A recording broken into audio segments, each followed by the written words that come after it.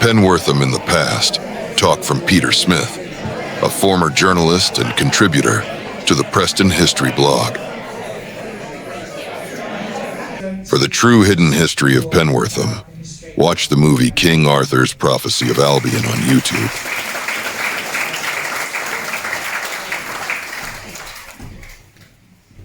Well, thank you very much. I think you should have been charging 10 quid a head, really. Offset the rates, as it were.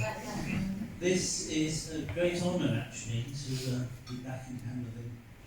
I say back in Penwortham, I only live on the other side of the river, so it's not that far away, but of course it's a different place entirely.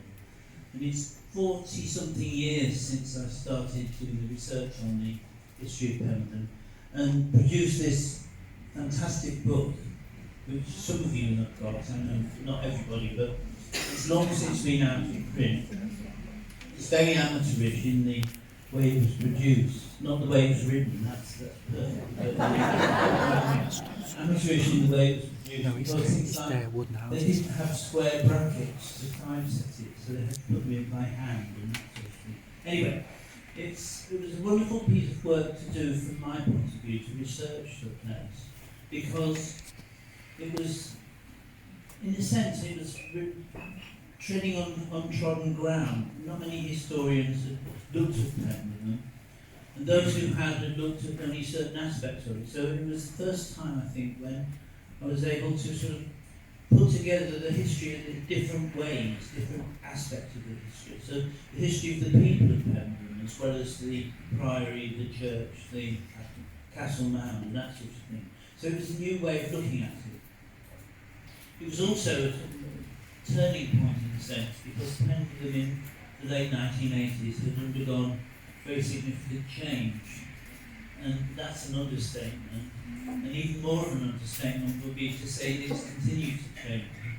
I mean, we've been talking about the second 40 years on, that's quite a long interval. And it would need several more chapters, I think, to cover all the changes that have taken place in that 40 years. It's almost unrecognisable. When I took the first photographs, the new bridge had just been built. And there were some saplings at the end of it, which are now about sort of 70 feet tall, and it just changed completely. And what I wanted to do in the late 1980s was to sort of show the different aspects of Penwortham's history. The history that was familiar to some, but the unfamiliar, the new history, which we could, sources in the Lancashire archives, were beginning to become available. So we could look at the history, as I say, of the people, look at the history which is more recent. Most of the historians who looked at Penwortham had stopped really in about 1100 AD and not looked at anything afterwards. So I was able to carry the story on. So what I want to do today is to sort of introduce the history of Penwortham and to think about some of the questions that I was asked when I was doing the work 40 years ago and doing sort of courses and walks and that sort of thing after the book came out. And to think about the way that Penwortham sort of evolved over the centuries.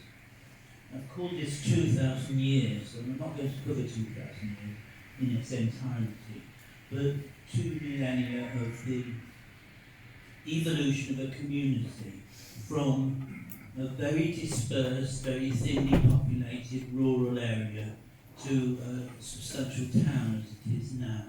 And that's the story of Penwortham. And we begin with this picture, which, can we turn any more lights out? This is a familiar picture to some. It's the John Jenkinson's picture of Preston from Penwortham Hill, and that's what it's usually called.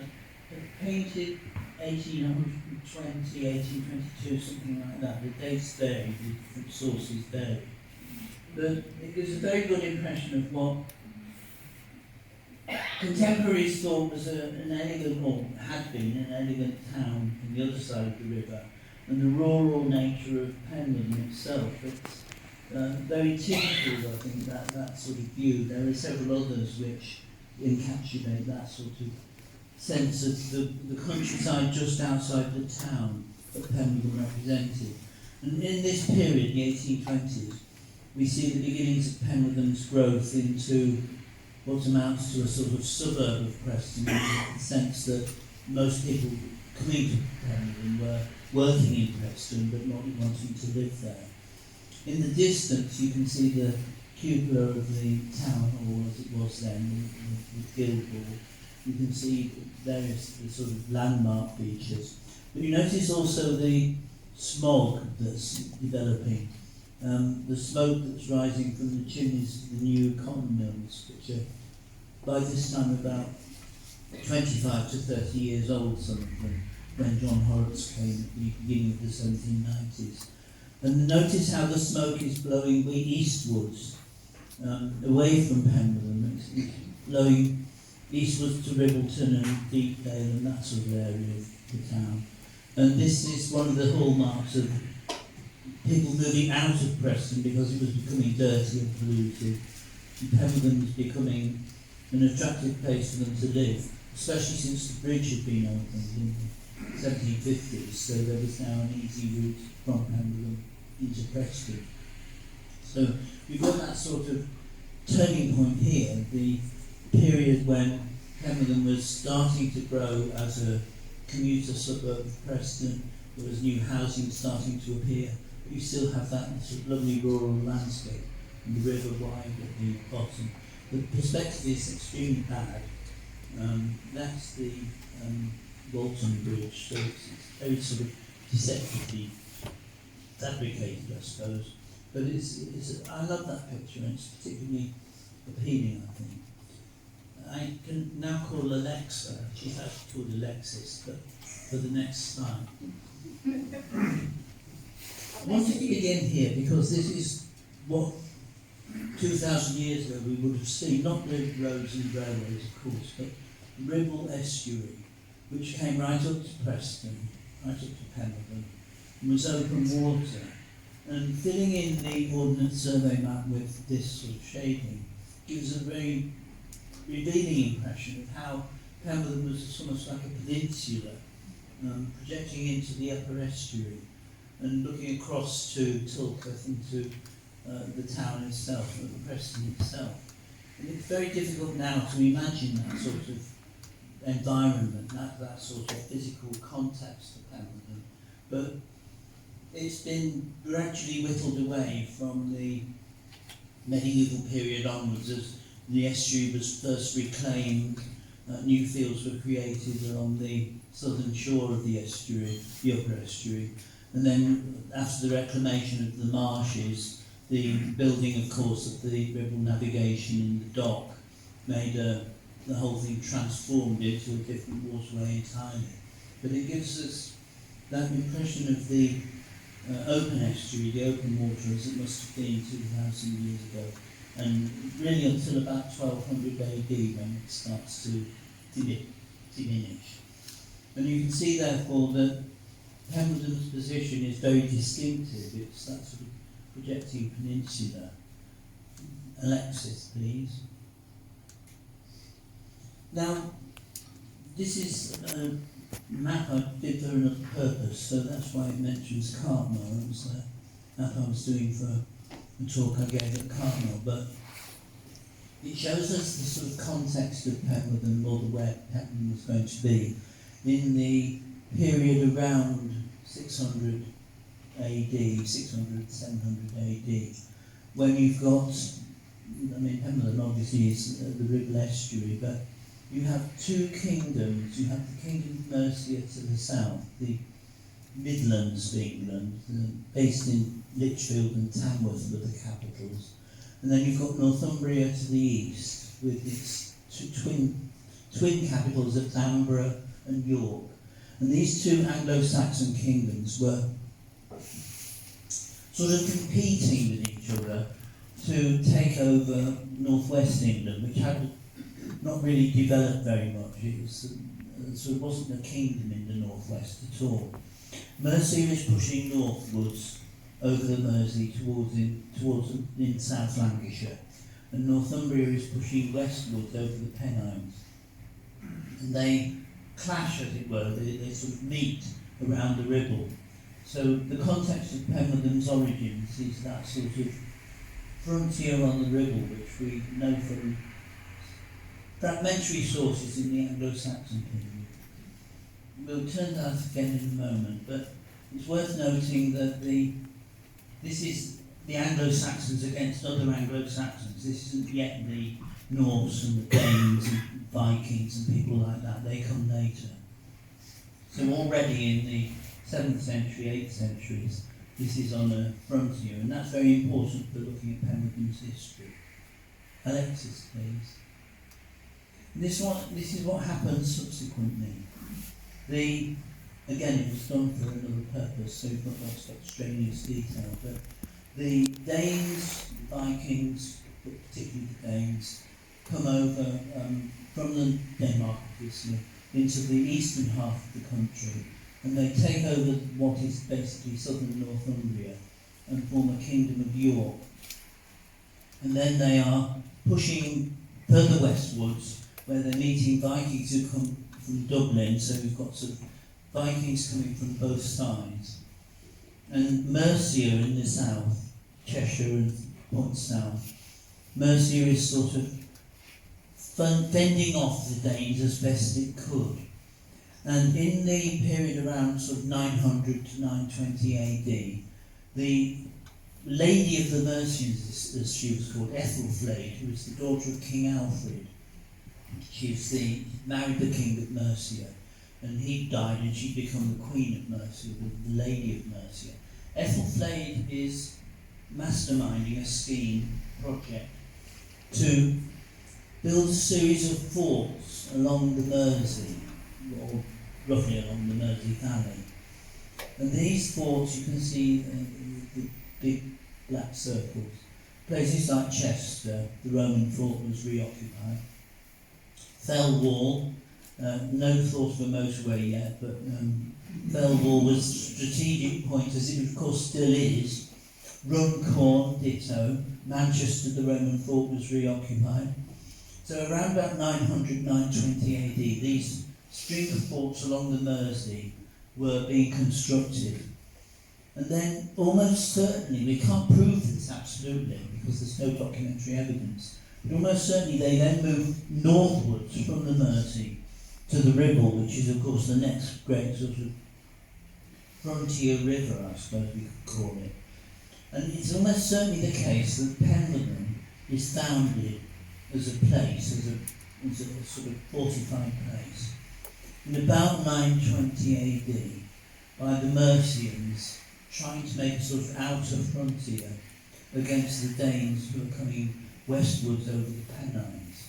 So that's the start of what we strongly suspect is the case, the start of Penwortham's existence as a community. It's some fortified place overlooking the River Ribble, overlooking the frontier with the sort of Danish incursions to the north. And Penwortham is a strategic location for that sort of strategy of military defence against the Danes. We can't prove it, as I say, and it seems to be very likely that the fortification, whatever it was the earthworks, banks, ditches, ramparts, might well have been around what is now, what became the castle and the priory site and the church. So on the peninsula, jutting out into the River Estuary. In which case, all trace of it has been lost. It's been flattened by development over the ensuing 2,500. Now, something else to throw into the equation is that Penwortham was not a Roman site.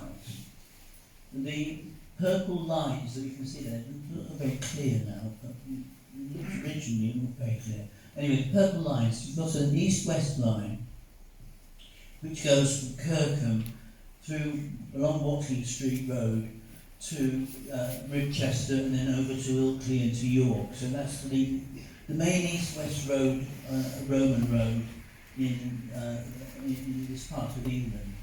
And then you've got a north-south road, Roman road, which very roughly is the A49 and the A6, they're the sort of later successors, which goes through Malton Dale, and you can see a sort of square at Walton Dale. That's the Roman depot at Walton. Goes through the middle of Preston, and then heads northwards to Lancaster. So you've got two Roman roads, two key Roman roads that cross, but they cross east of Penwortham. And I think this is a very important aspect of Penwortham's early history, because what happens is that if you take away the military purpose of the castle, of the fortification at Penwortham, most of the commerce, most of the business traffic, most of the ordinary traffic is going to go along the Roman roads. So it goes east of Penwortham through the middle of Preston. And I think that's what ultimately decides the fate of the two towns, or two places. Preston is better located on the road network. Penwortham is a sort of, almost literally a dead end, as you can see there. And the lowest bridging point over the river until the 1750s was at Walton. So you've got a sort of almost built-in advantage for Preston. So though Penwortham is in a sense perhaps older than Preston, it didn't develop like Preston did because of that sort of disadvantage. It's not on the main north-south road. It's not very conveniently located. So Penwortham sort of doesn't reach its full potential, I suppose. That's the message we have here. Preston takes over. Preston becomes the most important, or the more important town, and Preston eventually, of course, becomes, in effect, the county capital, whereas Penwortham is the forgotten corner. And we've got two green dots there, which we'll turn to on another map. Next one, please. So here is the end of the peninsula that you saw on that earlier map. This is from the 6-inch map of the 1840s, and it just shows obviously the priory and the church and the castle mound, looking across to Preston. This is the old course of the Ribble, the old course of the river before the dock was built. When, as most of you will be well aware, the river was diverted in the 1880s to make space for Preston Dock. Indeed, Preston Dock occupies some of the old course of the river, so that the original landscape has the river and then marshes on both sides. Marsh Lane is a sort of reminder of that. So on the Penwortham side you have the salt marshes along the riverbank, which are crossed by sort of paths or tracks of some sort. So fords over the river, and there's a ford over to, well, it's towards Tulketh, so there was some sort of way over. And there's another ford, of course, several fords in fact, over to Preston itself. So there's the road that leads up to the church and the castle then gives way to a track, a marshy track, leading over to the north side of the river. Next, please. And the two red dots are the two castles. So Penwortham Castle is the south one. Penwortham Castle was, again, it's not dated exactly, but it was almost certainly built between about 1070 and 1080. The Normans conquered, well, if you read the old history books, they conquered in 1066. But if you read history books now about northern England, the evidence shows that they didn't really succeed in conquering entirely until about 1069, 1070. So let us say in 1070 the Norman conquest is more or less complete in northern England. And the first thing done here is to build a castle. And that castle, as we'll see in a moment, is a sort of earth mound. It's not a stone castle. But to build a castle at Penwortham. And as I said before, I think this is probably within the area that was originally this fort or defended place from the Mercians in 920. And then another castle is built on the north side of the river at Tulketh. You can see the northern red dot. That's roughly where Sacred Heart School is now. It's on the top of a rather similar sort of steep slope looking out over the river. The two castles would have been visible to each other, so it's like a sort of twin defence of the upper Ribble estuary. It's a sort of strategic defence of what is actually a very important east-west route at this time. So what the Normans do is sort of create this double castle system to protect the Ribble and to protect the east-west road. They don't build it in Preston because Preston is sort of back from the river, but they build it so that there's sort of, the river is controlled by the two castles together. And Tithe Castle, very little known about it, but that's mainly because it was flattened in 1848. The castle mound was flattened to make way for terraced housing, where of course Penwortham Castle is still there. And if we had the next one, please. How do we know about this? Well, this is the entry for Penwortham in the Domesday Book. That's the first written record that we have. First written record of Penwortham. Well, it's not spelled Penwortham, we'll see that in a moment. The first written record is the Domesday Book, and it's in sort of typically abbreviated language. It's a sort of summary of what is key about the place. And I'll show you what it says in a moment. But if we can look at the next one, that's the full page in the Domesday Book. Penwortham is bottom left. Lancashire as a whole is very badly covered in the Domesday Book because it was almost beyond the pale. It was a sort of barbarian wilderness as far as the Normans were concerned. Still, yes. Well, still is if we were in London. Yes. London is, well, no, let's not go into London's phobia, but Lancashire wasn't under anyone's control. It was very difficult for the Normans. The area of Lancashire didn't exist as a county in this period. Penwortham was in the area which they imaginatively called Interrepam Mersham, which means between the Ribble and the Mersey, because they haven't got any name for it. It was a sort of no man's land. North of the Ribble, Preston northwards, was actually in Yorkshire in this period. Shame. It was the King's Land in Yorkshire. So there was no Lancashire. Lancashire was not invented, as it were, until 1182, so it was another 100 years before there was a Lancashire. And so when the Domesday Commissioners came round this area, they, very frustrated, I think, they couldn't find out enough information. Nobody wanted to talk to them, I suppose. And they were down south, so we're not going to tell them information about ourselves. So there's a lot of Lancashire entries are just a list of place names. Penwortham is much more detailed than most. That's because it was a royal borough, a royal place, and the king had interests here. So that's why Penwortham gives a bit more detail than the rest of Lancashire. There are some information which is very unusual anywhere for the Penwortham entry. So can we have the next slide, please. This is the translation of the Domesday entry. And you can see how a Norman scribe, a Norman sort of clerk, couldn't get his tongue around Penwortham. Penwortham. It turns into a Norman French sounding name, Penwortham, which he must have thought meant green or something like that there. But it's, here is Penwortham. King Edward held Penwortham, that's Edward the Confessor. So it was owned by the Crown. It was owned, there are 2 carucates of land. Don't worry about what a carucate is. It's a sort of obsolete measure of land. It's a land that could be ploughed.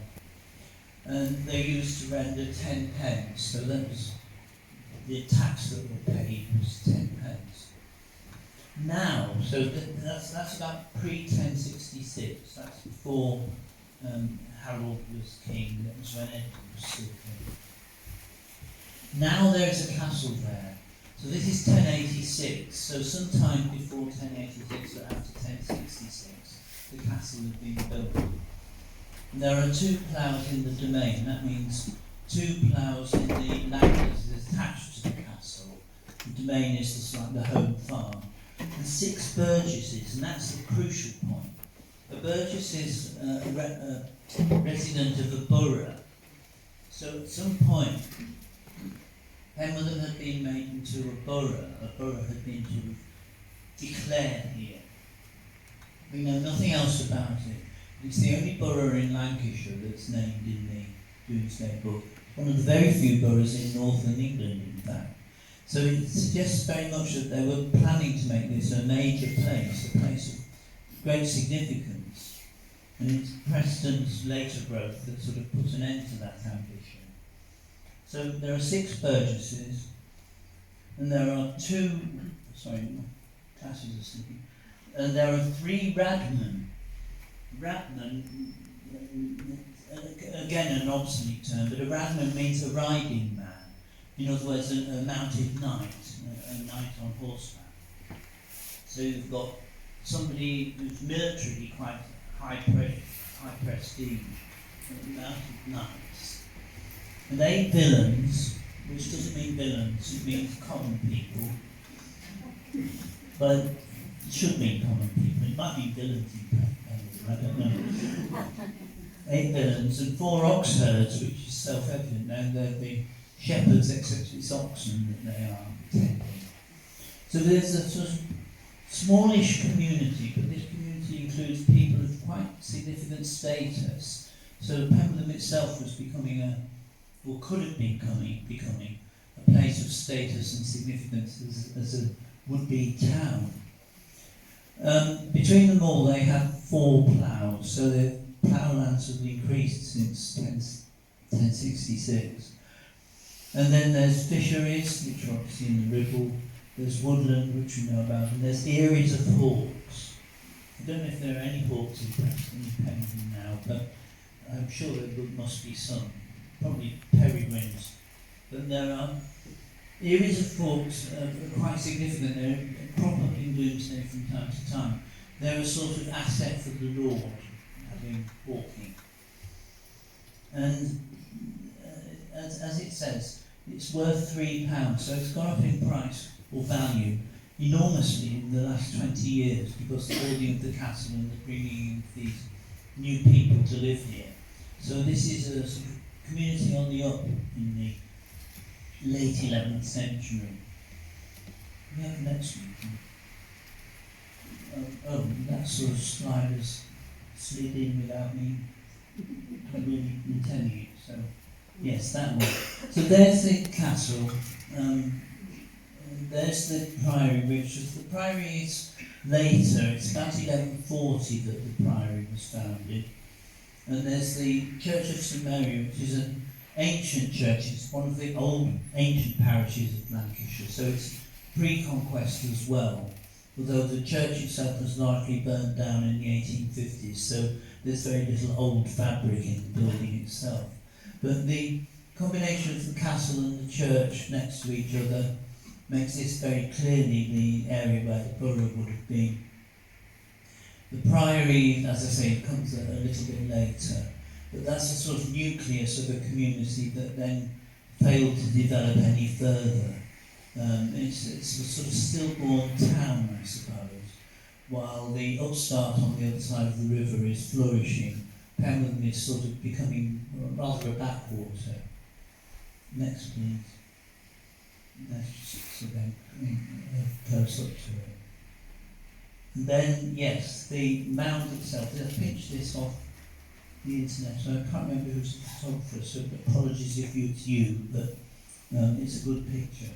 The earth mound, a modern Bailey castle as it's known. In other words, an earth mound, the motte, and the Bailey is the sort of enclosed area within the rampart. And the Victorians had all sorts of ambitious ideas about what the castle might have looked like with stone towers and that sort of thing. But it seems very unlikely that there's ever anything except a wooden building, wooden stockade and a wooden tower probably on the top. Excavations were done in the 1850s, but they're not, to say the least, they weren't to modern standards.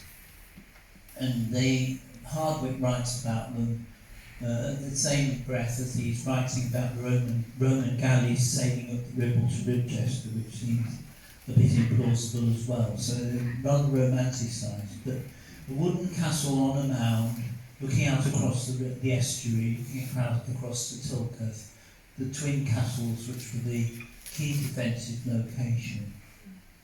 Next, please. And just in the context of this, there's forts across the river, a whole series of them, which were in use certainly till the 18th century, probably till the early 19th century. Like the first Ribble navigation schemes were in the 1830s, and they dredged the river, and that put an end to these crossings. But we know, or we suspect strongly, that there was a Roman road that went from Kirkham southwards over the river and then down to Basquill, where a Roman fort is now known to have existed. So one of these forts is likely to have been a Roman fort. We also know that there were fords which were used regularly at Freckleton and at Wharton because they had guard houses or guide houses there for people who were sort of seeing people across the river. But most, from our point of view, the several fords at the Preston head of the river are crucial to Penwortham's significance. As I've said before, you've got this way over towards Tulketh, you've got the ways over to Preston itself. And these were in use right until the 19th century. Can we have the next one, please? Two photographs, and that's all we have. This was taken in 1862 or thereabouts from Winfield. That's the ground of Winfield. Looking upriver to Preston in the distance, the sort of skyline of chimneys and towers.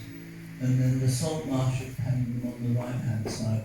That's where the modern river is, where the dock estate and Morrison's and things like that are. I can't say it's an improvement, but it's a fascinating picture because it does capture that ancient landscape just before it disappears. It's about 15 years before the big construction of the dock began. And you can see Penwortham on the right-hand side, the mound and the hill on which the castle stands, and then the Penwortham salt marshes.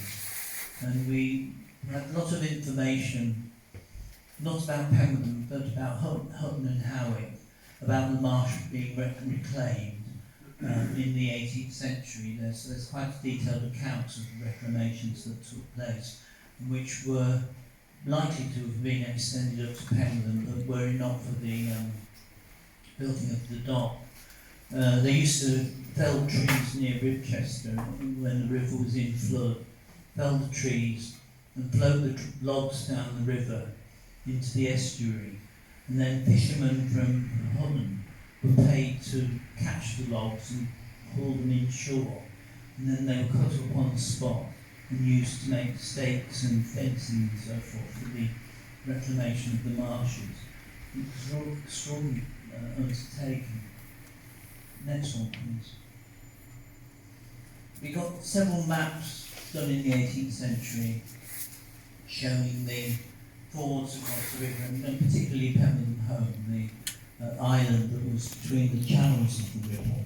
You can see, in fact, there's 4 or 5 islands that were sort of more or less separate. And you can see also that there are various crossings which you could choose. There's the crossing which is very roughly across from Littlegate Hill, but there are the other crossings further south, roughly sort of, I suppose, halfway to the Bridge Inn, or Tinkerbell's Nursery, what it's now called. And the crossings were widely used. They were very familiar to everybody. They were intensively used at times. And yet they were a problem for travellers. And in the 18th century, there was increasing pressure to do something about that, to bridge the river, because, as I said before, the bridge at Walton and Dale was the lowest bridging point until this stage. And the projects to build a new bridge over the Ribble really date from about the 1730s onwards. And this map shows a possible crossing place, which is actually lower than the bridge that was eventually constructed, Penwortham Old Bridge. You can see the church on the left. The home was a no man's land as well. It wasn't even clear which parish it belonged to. Was it belonging to Preston or was it belonging to Penwortham? They disputed that. Next one, please. And there's another map in the same principle, really, the different crossings of the river. Next one, please. And in 1728 we have our first picture of Penwortham, if we can call it that. It's actually the south prospect of the town of Preston in the county of Lancaster, which was done as this sort of engraving by Nathaniel and Samuel Buck, who were topographic artists who went around the country doing many sort of pictures of castles and towns and so forth. Penwortham is the sort of sideshow to Preston, which is the main purpose of the picture. But you get this really quite nice view of the church and the grounds of the priory, as it is now a private house, as in the 18th century, with the formal gardens on the river side, the east side of the church, the road up to the church, and the priory buildings to the left. The priory was dissolved in 1538 and during the Reformation, and the buildings were then converted into a rather grand mansion. But we don't know how much of the original priory was left, but the whole thing has been demolished. The last of it went in the 1920s when it was redeveloped for other housing. So that's disappeared completely, but we get this sort of sense of the priory on the cliff top above the river. All of this being completely changed now by the building of new roads, but you can still sense that sort of cliff and the altitude above the river level. And the fanciful foreground.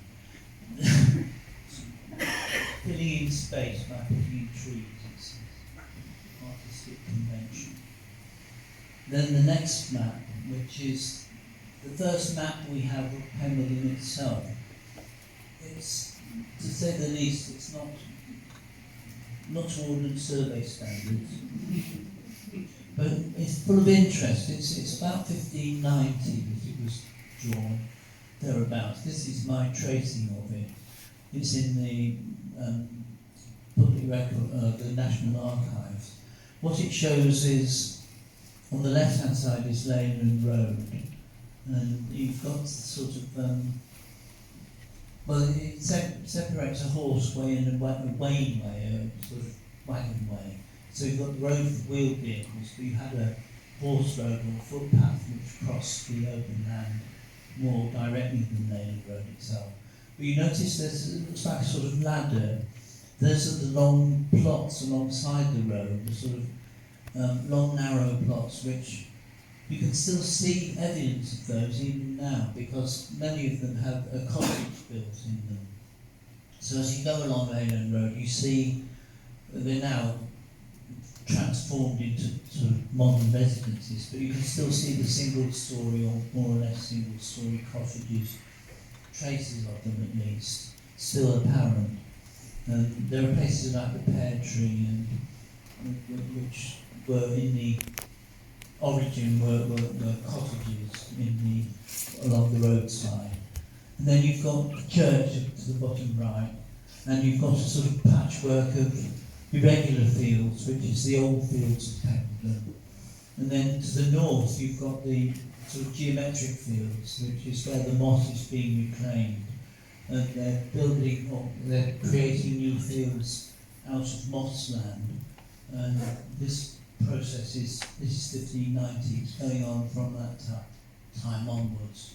Gradually reclaiming the moss, which had been open to wetland, reclaiming the moss and turning it into agricultural land, and building new properties in the middle of the moss. So you've got farmhouses and that sort of thing. And then at the top, we've got Tithe's house, which is Tardigate. So you've got that's where it gets its name from. It's Tardy.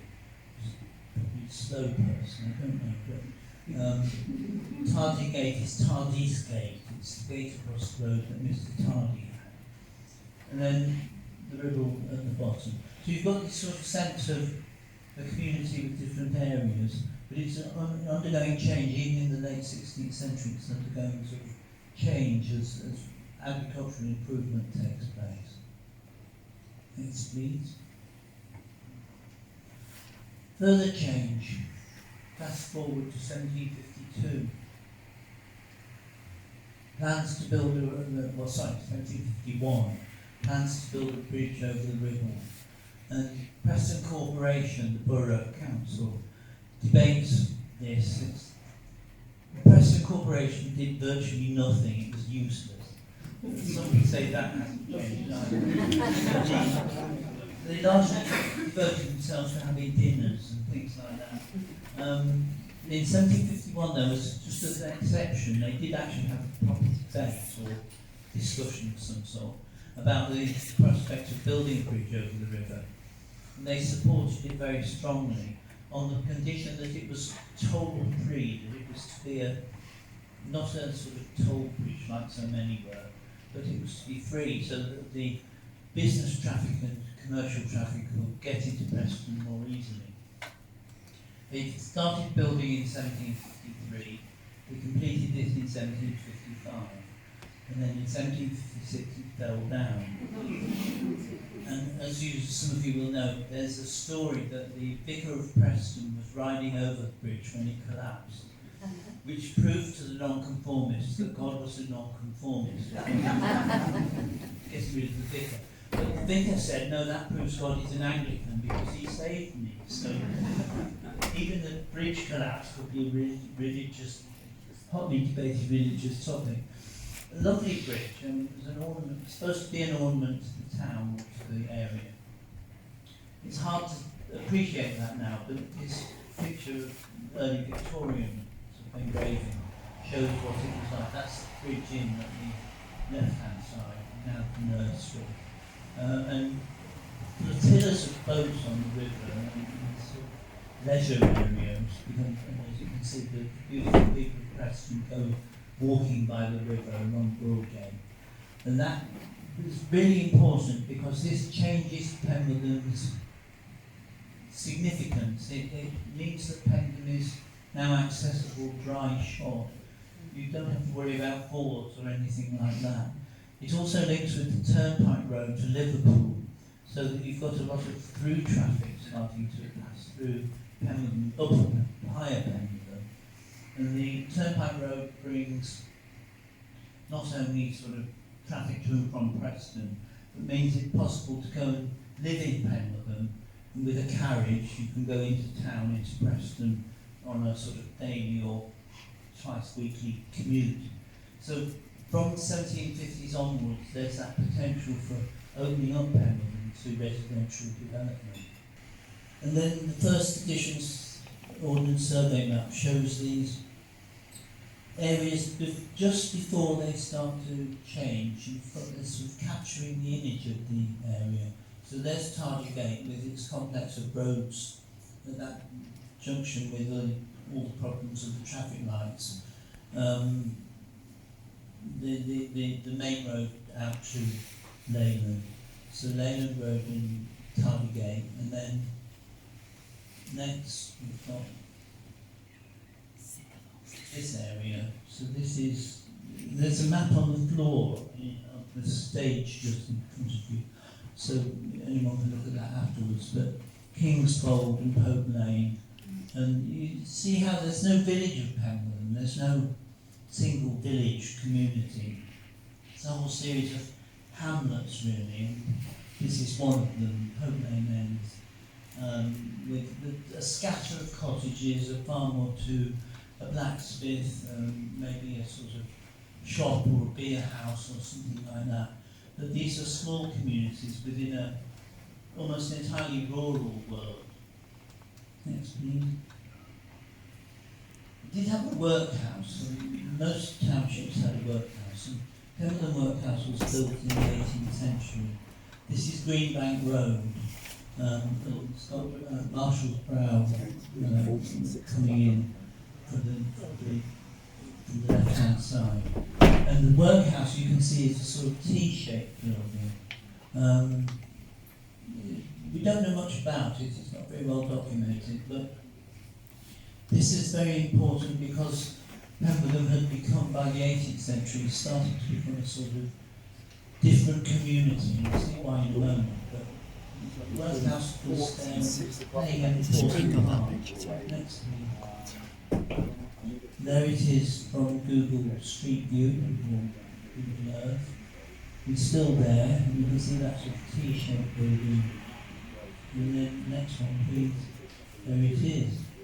So that's the Penwortham Workhouse, 18th century workhouse, now called Manor Cottages. The workhouse is not a very attractive name for people. So that's the remnants of Penwortham's township workhouse. So there's places like that. It's full of hidden corners, Penwortham, which are historic and interesting, but not many people know about it. Next, please. This is where we come towards the end. This is a map showing handloom weaving in Lancashire in the 1820s and 1830s. Handloom weaving is an enormously important element in the Lancashire economy by this time. And it's important, not least because spinning had become mechanised. Spinning had been turned into something that we did in mills. Spinning mills were proliferating. Weaving was later to be mechanised, so there's a time lag.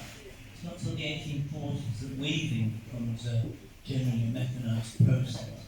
So you have a period of about 40-50 years when the cotton industry depended on handloom weaving in people's houses.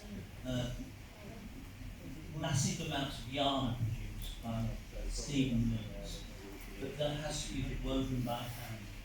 And Penwortham, being just opposite Preston, is enormously important for this.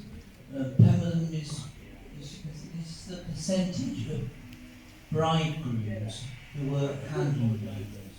That's from marriage registers. So Penwortham has an enormous, about 65% of all men in Penwortham were handloom weavers in the 1820s and 1830s, utterly dependent on the cotton industry. It seems extraordinary now because there's little trace of that, but this was a sort of industrial community in the 1820s and 30s. It was amongst the most intensely industrialised in that sense areas in the county. Then it all comes to a full stop in the 1840s and 50s because weaving goes into mills, it goes into sort of steam-powered mills. The handloom economy collapses. So places like Penwortham in the 1850s and 60s are desperately poor because there's massive unemployment or underemployment. Penwortham's population decreases rapidly in the 1850s and 60s because people are leaving, going into Preston to live, going into other mill towns. And Penwortham goes through a miserable period of about 30 years of declining population and poverty in the mid-19th century. And then at the end of towards the end of the 19th century, it's transformed by the middle classes who come out from Preston and build their posh houses. And they change Penwortham beyond recognition. It becomes a prosperous community once more. Some of the sort of challenges of historians, but some of the interesting points that set it aside from the average community, I think. So thank you very much for listening.